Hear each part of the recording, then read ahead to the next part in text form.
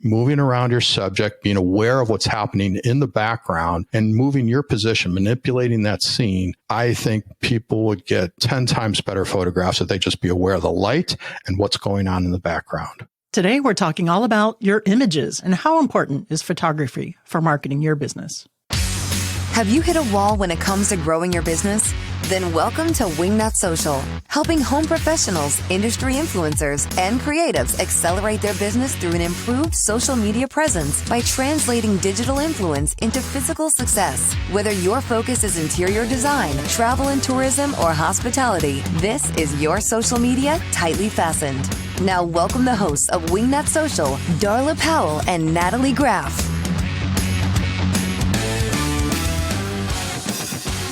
Hey there, and welcome to the Wingnut Social podcast. I'm your host, the Grand High Poobah of all things Wingnut, Darla Jethro Powell, and I am back in the studio with the soulless ginger, the nag, Natalie Ann Graff. Natalie, how the hell are you? Oh, I'm good. So, Natalie Ann. Yes. You and I have made an executive decision. We have. To recover some of our time because we're going bat between Darla Powell Interiors and Wingnut Social. We have made an executive decision. You guys may have noticed that the Monday Marketing Minisode is missing. It's MIA. And that's just because Natalie and I have decided that running the two businesses, we just don't have the time or the bandwidth to keep putting out 2 shows a week, however, we didn't want to leave you guys high and dry on the latest and greatest. Well, some of y'all are high. Well, you're always high. But the latest and greatest on the Marketing Monday minisodes, and maybe we're just going to give you some little nuggets before our full podcast so you guys can have what's happening in social media and still have our podcast all in one. It's like a combined. It's like a twofer. So if you guys are just all up in arms, email us and we'll consider bringing it back, but I don't think so. We just don't have the time. My team over at DPI, I don't even think they know what I look like. That could be a good thing. All right. So Natalie, that being said, tell us, what is the latest and greatest news on the horizon for social media marketing? Okay. Well, it's not happening here yet because it never happens in the States first. YouTube is actually testing a short version of videos called YouTube Shorts. Oh, like Reels or TikTok. Right. Oh. And so the deets of that is it's going to be similar to the TikTok. They're just going to be 15-second short videos. It can be set to music and videos can appear on the homepage. Okay. So 15 seconds is kind of short. You know, TikTok, you can go up to 59 seconds. I know Reels is only 15 seconds too. Well, they're competing. The reason they're doing this is because YouTube is trying to compete with TikTok, obviously Instagram Reels, and they're trying to attract the younger followers over to YouTube. I actually have been getting into YouTube a lot lately. You know what I like a lot about it is you can open up the app and they have video in 4K and I can just turn on my Amazon TV or my Apple TV because, of course, I have both, being such a dork. And the YouTube channel, I can just watch stuff on my 80-inch television. Yeah, there you go. And so just keep an eye out. We'll let you guys know when it comes into the States. But right now it's we'll try. Okay. So anyway, that's going to be called YouTube Shorts. That's kind of a funny name. I mean, Shorts. Right now it's being tested in India. All I can think of is SpongeBob SquarePants and his shorts. Right now it's being tested in India. It seems kind of random for YouTube, but we'll see. We'll see how it goes. Guys, keep on the lookout for that. For now, though, I wouldn't worry too hard about it. I would be focusing on Reels and, yes, even TikTok, because it's still there. Didn't I read something that Walmart wants a piece of TikTok? Walmart wanted a piece, Oracle wanted a piece, and now President Trump has given them a deadline of November 12th. I think he did sign off and said, yeah, Walmart can buy some of it. We should probably do something about that more concrete. All right. Yeah, that's just off the top of my ginger head. All right. So now let's get into our interview with Ralph Velasco. Natalie, you know that imagery and photography is so important in your marketing for your business, especially if you're a luxury, high-end aesthetic brand like the ones that Wingnut Social, a marketing agency, focuses on, specializes in our verticals. I do know that because if I didn't, then I'd be pretty dumb. But yes, well, I could be dumb anyways. But yes, I do know that. You said it. High resolution, great photos are important. Professional photography. Yes, professional photography. Now, I do know iPhones take good pictures. Android take good pictures. They take good pictures. But with that being said, don't post anything that's blurry or that's not just stunning from your iPhone. Right. So how important is that for the interior design industry, for high aesthetic brands, but also in the travel industry, which has been incredibly hard hit with the whole coronavirus pandemic? I mean, no one's traveling. People are spending their travel money and home improvements, which is great for interior designers, not the greatest for travel. However, what goes down must come up. So you still have to keep your marketing on there. And today's guest, Ralph Velasco, is a professional travel photographer who has organized and led over 100 international tours for more than 12 years. Ralph is the founder and CEO of Photo Enrichment Adventures, where he creates small group cultural tours with a focus on photography. He is also the CEO of Alla Campagna Experiences, a series of exclusive small group experiences aimed at slow and intentional travel that truly immerses participants in the culture, food, spirits, and unique local activities, specifically around the Mediterranean. That sounds amazing. It does. I want to take that trip. Bye. So in this podcast, we're going to discover how photography can help you sell and market your brand and how to improve your photography so that you can feature your business in the best light. Learn how to market by traditional and digital tactics. And of course, we're going to discover ways to pivot your business that has been impacted by COVID-19. Yes. Wingnuts, help me in welcoming Ralph Velasco to the Wingnut Social podcast. Hey there, Ralph Velasco. Welcome to the Wingnut Social podcast. How the hell are you? Oh, I'm so good. You can't believe it. How are you? I do believe it. I'm amazing. And you know what I discovered is that you and my co-host here, the lovely Natalie Graff, have something in common. Do you know what that is? Gosh, no. What is that? Well, you currently are in Turkey and she is a turkey. So. Oh, good one. Yeah, really? Grown. Oh, Darla. Yeah, you're so corny. Speaking of, guys, you might want to stay tuned to the end for the bloopers because I have a feeling there's going to be some good ones. We may or may not in the green room found out that Ralph here might be just like Darla a little bit. He and I are both, that's what she said, aficionados. So cheers. Cheers to you.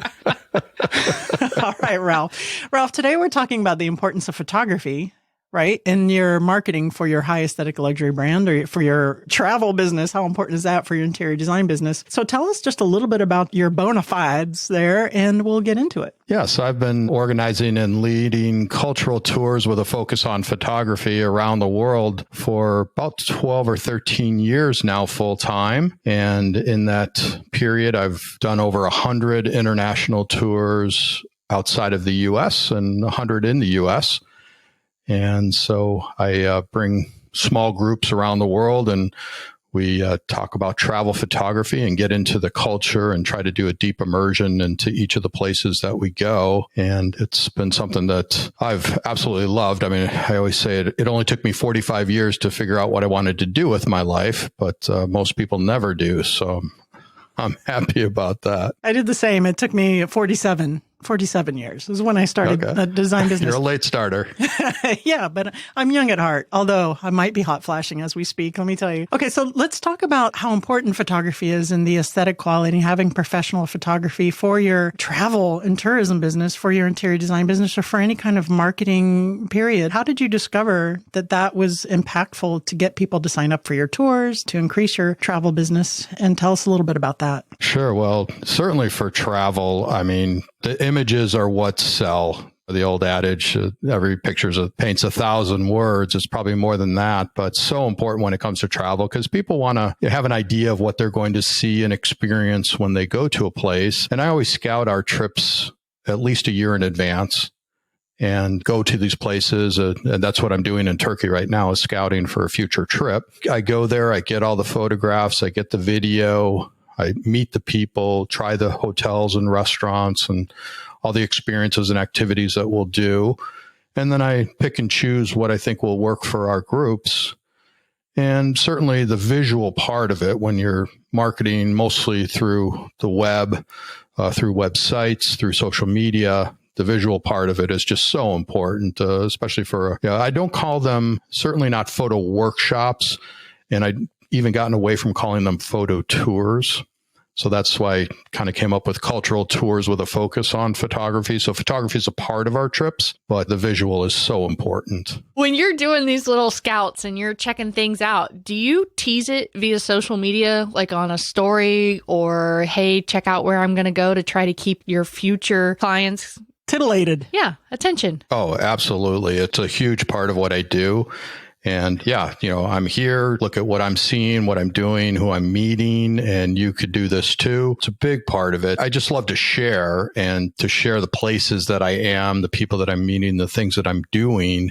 And so it's not a blatant tease, but I mean, it turns out to be that for sure. So oftentimes you'll see me on Instagram and certainly Facebook, where my market, my people tend to be, putting up posts and showing these things. And I often, say, hey, Ralph, sign me up or put me on the interest list for that trip. It just looks fantastic. And so it's really a 2-for-1. Do you know how many people that have watched that say sign me up, they actually go on the tour with you? Do you have like a percentage? Yeah, an exact number, not really, but it's probably a good 50%. And the thing is about what I do is that I am asking people to come on a particular trip on a particular date. That may or may not work into their schedule. Their finances may be in a different place at different times. They might already have arrangements or whatever. So that's why I do my trips over and over again. So, if you can't make it this year, let's do it next year. Put it on the calendar. So it's kind of like a needle in a haystack. So I'm asking people, let's go to this particular place on these particular dates.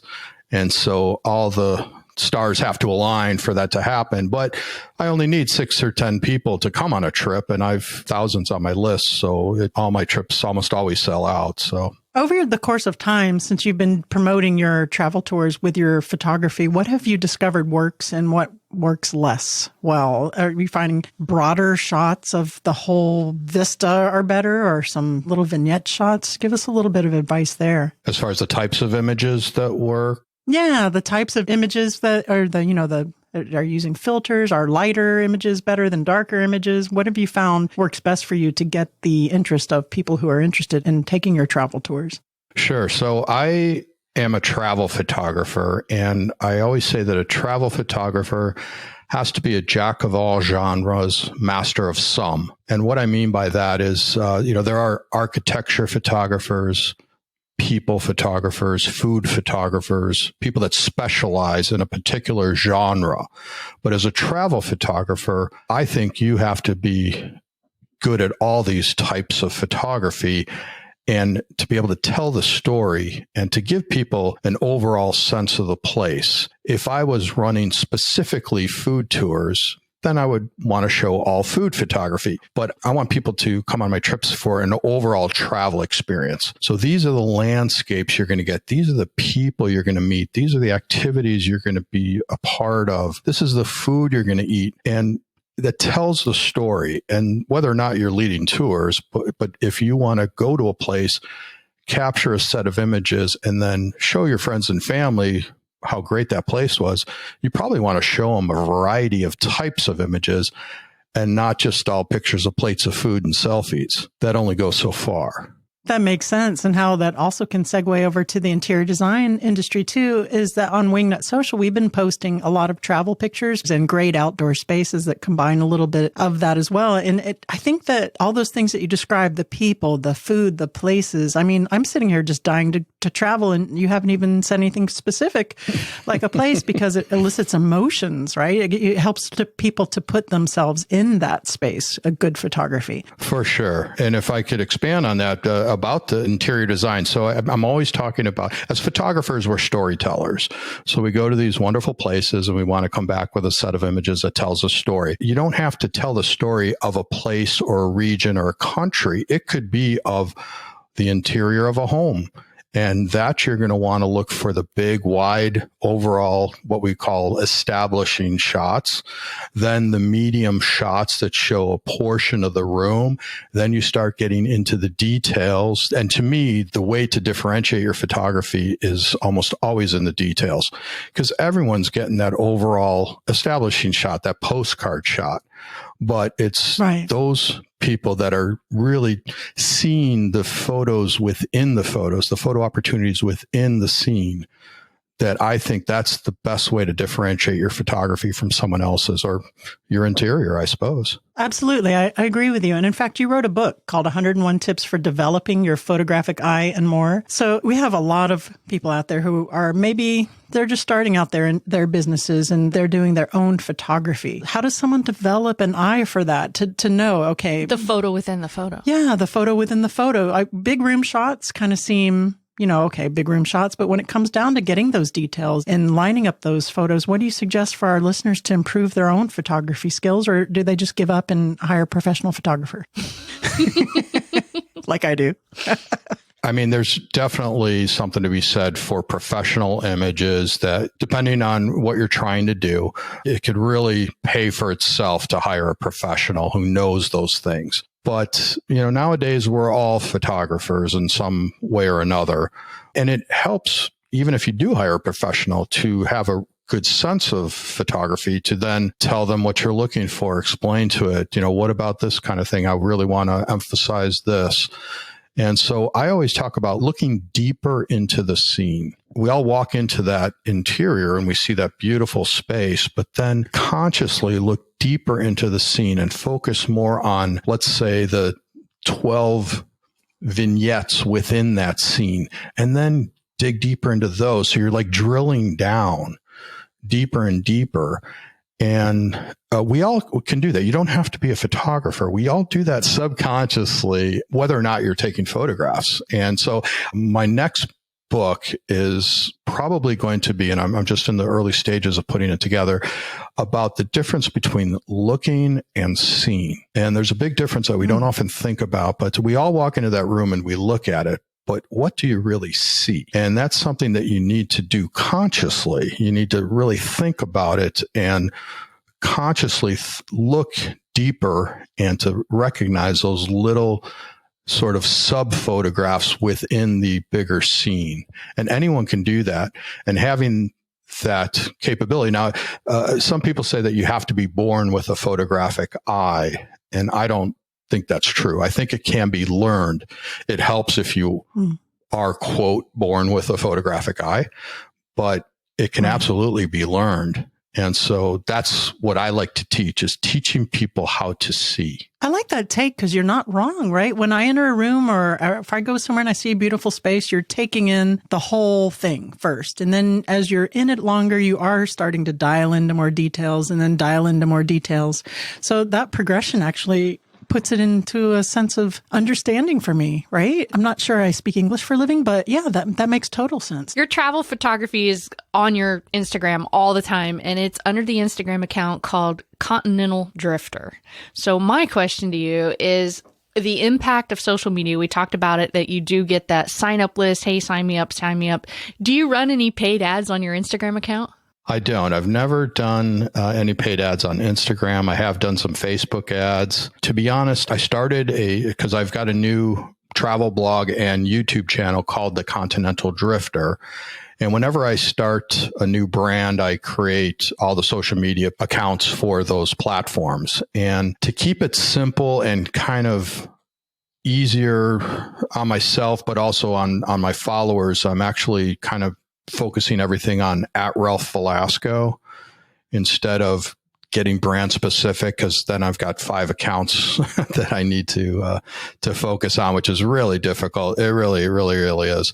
But I don't do any Instagram ads, and it's not something that I said, no, I'm not going to do those. I just really haven't focused on that, but I have done some Facebook ads. Do you get anybody reaching out to you that wants you to be an influencer? Like, hey, we're going to give you this if you speak the world about all of these things that you're going and see, like specific areas that you may go travel to, like a restaurant. If you take an amazing picture of their outdoor space and their food, will they sponsor you? Do you get any type of sponsors from your travel? At times I get people asking me about that, but it's not a thing that I've gone after. I know a lot of people do kind of travel the world that way, and that's great. But, I've got my business. I'm already busy 60, 70 hours a week with it. I think that opens up a whole nother can of worms. And it's great if people can do that, but I don't know how sustainable that really is, sort of trading pictures for a free night stay or a meal. It's great if you can do it and if that works for you, but it really doesn't work for me. But I do get approached at times for that. I really don't have that huge of a following, at least on the social platforms, just because I really don't pursue that. It's kind of just something that's grown organically, and I've got a very loyal following, and I think that's more important than having hundreds of thousands of followers, is to have thousands of followers that are really loyal. And that's the way I am. Yeah. 100%. So where else are you doing the marketing for your tourism business, your travel business, other than social media, or is that your main form of marketing? It's a very main form of it. So it's something that I sort of do naturally and that I would do anyway. Just like I said, I enjoy sharing the places that I am and the things that I'm doing. And especially what I want to do with the new YouTube channel is, right now we're sort of in the middle or hopefully towards the end of this pandemic. And as you can imagine, my international travel business has been very much affected by it. But what I've been doing with my supposed free time, the fact that I'm not leading tours, supposedly I'm just like sitting on a beach somewhere, but that is not the case. Right. I'm busier than ever, although I plan to sit on the beach tomorrow here in Turkey, but this is really the first time I've really gotten away. What I was going to say is that just one of the many things that I've done with this time that we've had of not traveling, because when I'm on the road 8 or 9 months out of the year with clients, 5 or 6 of those. And it's very difficult to do much outside of making sure that my clients are having a great time or being scouting and everything. So what I've been doing again is creating a travel blog, creating the YouTube channel. But what I'm doing with the YouTube channel is going back into my archives of all the amazing videos that I've taken and the people I've met and the places I've seen, the things I've done. And I just can't wait to share those things with people and show them the amazing ways that they make bread in Morocco and Romania and Armenia and Georgia. And just, I've got this fascination with bread. I love bread. Carbs. I love carbs. I do too. But what fascinates me is that around the world, we take these basic 3 ingredients, water, salt, and flour, and we turn them into this amazing variety of different types of bread. And so I'm out to share that with people because I've seen some incredible ways of making bread around the world. And just all the people I've met, the local guides that I have that have introduced me to incredible artisans and craftspeople around the world and showing us this just world-class stuff. So I'm going back into those archives and sharing those with my followers. That's my goal. That sounds amazing. And YouTube is very impactful too. I'm sure that you'll get tons of thousands more followers and more people booking you in perpetuity for your travel tours. But you did bring up the COVID-19. So let's talk a bit about that. Of course, the travel industry right now has been super hard hit by that. How have you had to pivot? I mean, you did just say that you're busier now than ever. Is that the rebound? What's going on there? Yeah, I'm busier than ever. Right now, it's really just planting the seeds for the future because it's not stuff that's making me a whole lot of money right now, but I'm planting the seeds. I'm in a position where I'm what's called location independent, which means I'm a digital nomad with a camera and no permanent home. So I've got very low expenses and I can operate my business from wherever I am. And so planting those seeds, doing the things that I couldn't normally do when I'm on the road and busy with groups 8 or 9 months out of the year. But the pandemic has helped me to free up some time to do other things. And these are 2 of the many things that I've done. Also writing, getting ready to write my book. I've just created some online classes. And so it's always been about trying to find more passive sorts of income, but I never cracked that code quite yet. I like that. And that's the thing a lot of businesses have done and across the board is they've kind of taken a minute to look to inside themselves and regroup. Maybe they've redone their website or focused on something else like a blog or writing a book or just figuring out what their positioning is in their business. So, Ralph, before we get into the What Up Wingnut round, I want to ask you, what are some mistakes that you see people making with their photography when you see marketing it from other businesses on social? My number 1 tip is that if you don't like getting up early, then be a writer.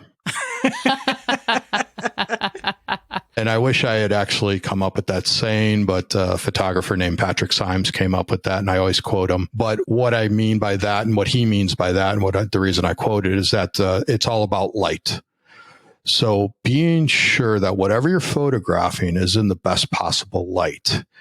And as you probably know, getting up early when that sun's low in the sky. You've got that golden hour, the Rembrandt light, those clouds in the sky that are going to burn off at noon. You've got long, soft shadows instead of the short, harsh ones. Thinking about how the light is affecting your subject and getting a proper exposure. That's super important. And also looking deeper into the scene. And what I mean by that is when you're photographing something or someone, look beyond them and even sometimes in front of them. How is the background or the foreground affecting the photograph? Is that proverbial telephone pole coming out of the person's head in the background that you're so focused on that person that you don't even realize that? Or is that the wires coming across and right through their head, or even the horizon coming through their head? That's when I will get on my tippy toes, bend down a little bit. I call that manipulating the scene. So I'm moving around and I can see how that background and foreground are changing in relation to my subject as I move around. If I move around, I'm controlling that. Because a lot of times we say, can you move a little to left or right or back? It's easier for you as the photographer to move around. Now that could be you're photographing a flower in a vase on a table of an interior and something behind it is either too bright or coming through it or distracting. Try to get your subject against a clear background. And of course, there's always times when that's not the case, or there's always exceptions to that. But for the most part, moving around your subject, being aware of what's happening in the background and moving your position, manipulating that scene, I think people would get 10 times better photographs if they just be aware of the light and what's going on in the background. I love it. Or in my case, hire a professional photographer.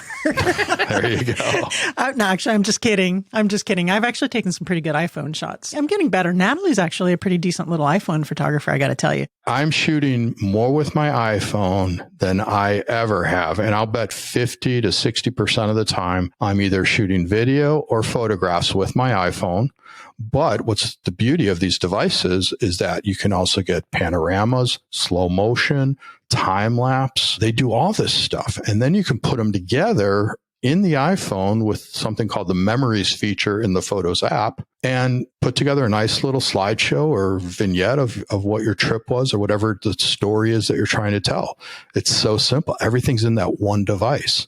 So I never discount the power of the iPhone or any smartphone. My creative director at my design firm keeps trying to convince me to do a photo shoot with an iPhone, and I just haven't gotten there yet. He swears he can do it, but maybe I should let him do it. The power of it's amazing. Ralph, no. You should let him. Yeah, right. It is. It really is. Ralph, now I have to ask you, are you ready for the What Up Wingnut round? Oh, my goodness. I think I'm ready. Now it's time for What Up Wingnut.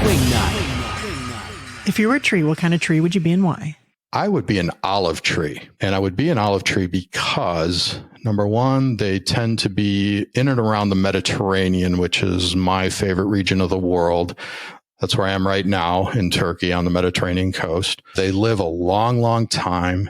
They produce olive oil, which is one of my favorite things in the world. And just don't let anyone ever fool you into biting into a raw olive. Oh, I don't think I've ever done that. What happens? Yeah, you'll never do it again. Yeah, it's the most bitter thing you've ever tasted. It's horrible. I will take your word for that. Thank you for saving us from that. Mm-hmm. What would the hashtag on your tombstone be? I lived for today. Oh, good one. Was that off the cuff? Did you just make that up? That's very good. I'm very impressed. I wish I did, but it's something that I've said for a long time, although in a variation. And I took this round the world trip many, many moons ago when I was 24. And I've got this wonderful shot of me sitting in front of some graffiti in Crete, Greece. And the graffiti was, I live for today. And so it sort of become my mantra. And so that's what made me think about, that if it was on my tombstone, it would be, I lived for today. Yeah, it would have to be past tense, I suppose, wouldn't it? Past tense. If you could have only one superpower, what would it be and why? Oh, absolutely. To be able to teleport myself around the world instead of sitting on planes, trains, and automobiles. I would just be there. I was going to guess it was either that one or flying, but that makes much more sense. And I've got my pilot's license, so I guess I already fly. So yeah, I would be teleporting. I just want to be there immediately and not have to put up with lines and other people and jet lag and all that stuff. I want to teleport into a bank vault and then teleport right out. Yeah, but can you take stuff with you or what? Can you take bundles of money when you teleport? I don't know. Yeah, it's whatever rules. Whatever fits in your pocket. Yeah, there you go. Yeah, whatever fits in your bra. Last but not least, please recommend a book that has had a profound effect on you, either personally or professionally. You know, I really loved the Steve Jobs book by Walter Isaacson. That was an interesting story about a very interesting person who was both flawed and a genius. What was the name of that book? Wasn't it Steve Jobs? I think it was just Steve Jobs. Was it? I have no idea. I'm asking you. All right. So we'll put it in our show notes. Don't worry, guys. Go to wingnutsocial.com/podcast. That'll be in the show notes. Ralph, please tell our audience listening where they can go to find out more about your amazing tours and just so they can go over to YouTube and check all that awesome sauce stuff out. Fantastic. Thank you. So photoenrichment.com is where they can find out about my tours that are more focused around photography, but these are not workshops. So I take photographers and non-photographers alike, and everyone has a great time.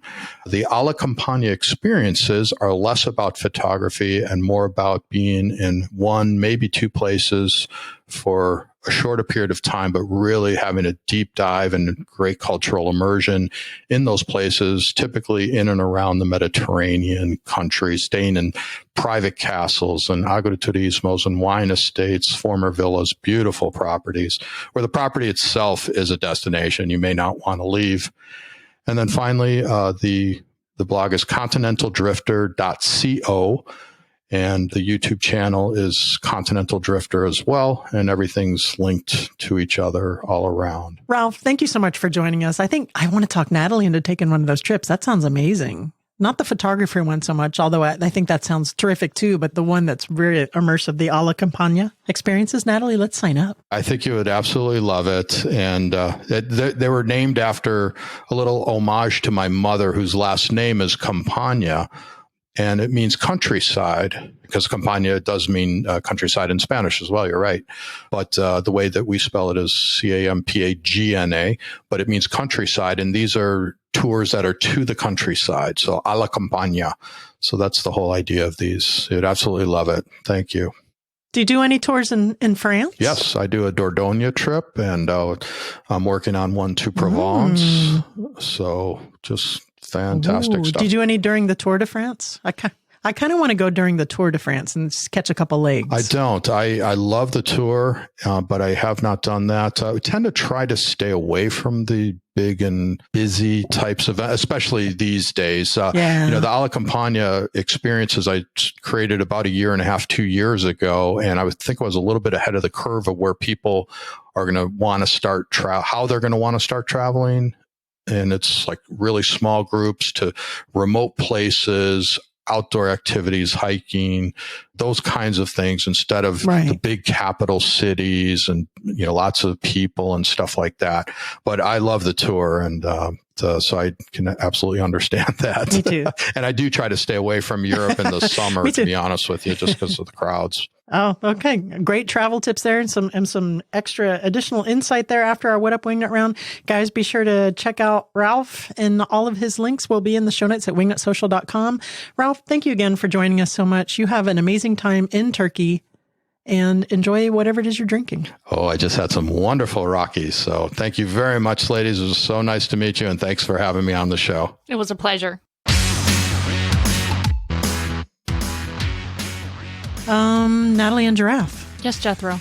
I had a little bit of a aha moment. I know. Maybe you might not want to go see the Tour de France, and maybe you'll just go on one of his tours. On the Alla Campagnas in the green room after the show there, he actually has trips to France. I'm dying to go, but I kind of do want to go when the Tour de France is there. He just said so I to stay away from there when all the big things are going on, and he doesn't go in the summer because there's too many people. So, seeing how he is the professional and this is what he does for a living, maybe you should take his advice. I liked his little insight on the travel. The travel industry is going to bounce back in more intimate engagement things like what he is doing in the hiking and the smaller trips. That makes a lot of sense rather than just going to a Super Bowl. This is, you know what? This or is the true. Tour de France. I kind of like how he said about his photos and how to become a better photographer is to see the picture within the picture and how to do that. That's that actually was my aha moment, actually, that I was getting at, because it is like, if you think of photography, the way you enter a scene, enter a room, and how you visually take it in those segments, those sections, that's perfect for social media marketing, because you need the whole room to show clients your business, your aesthetic, how it is you work, but also those little vignettes to differentiate yourself and to show your personality in those close-up things. That was pretty smart. It was. And I do know the other day when you and I were having lunch and you snapped a picture of whose beer's bigger. That's what she said. Yes, I know. And we were too impatient to wait till the gentleman behind us moved out of the picture. So we put it in portrait mode so it would blur him out a little bit. But in all reality, no offense, dude. In all reality, we should have waited until it was a clearer background in the foreground so we would know exactly what he said to do, that we kind of just got in a rush. Yeah, this still was a cute picture of you with the two beers. Yours was like, I'm just saying, 4 times the size of my beer, which is very telling. All right. So professional photography, I know Rex has been trying to get me to use the iPhone, and we probably should have on that kitchen shoot. And we might on some smaller projects. I might just go ahead and let him run with it. I'm a little bit of a control freak in that regard, huh? Yes, you are. Absolutely. All right, guys. So that's it for today. Go out there, get your iPhone, practice some photography skills, take in what Ralph has told us with some tips today. And if you get stuck, you can always go to his YouTube channels and go pick up his book, 101 Tips for Developing Your Photographic Eye and More. Because I think that is the biggest challenge, right? Is just developing that eye. Absolutely. The technical stuff just takes practice. But the eye thing, I think, is the thing that you really need to... Well, he said you don't have to be born with it. Maybe it's Maybelline. But so, if you can improve that, I think that is 90% of the battle. All right, guys, that's it for today. Please follow us on social at Wingnut Social on every channel God created. If you need help with marketing your high aesthetic luxury brand, give us a call at 1-877-WINGNUT. We'll be happy to hook you up. Natalie, you got anything else? Nope. So long. See ya. You've reached the end of this episode of Wingnut Social, but that's only the first step into accelerating your business the Wingnut way. Head over to wingnutsocial.com or call us at 1-877-WINGNUT to see how we can help you take your business from social mediocre to social media master. We'll see you on the next episode of Wingnut Social, your social media tightly fastened.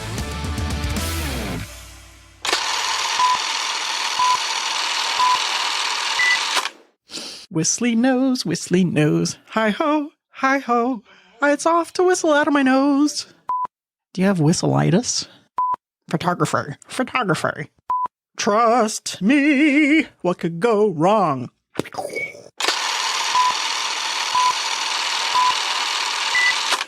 Good boy, Mango.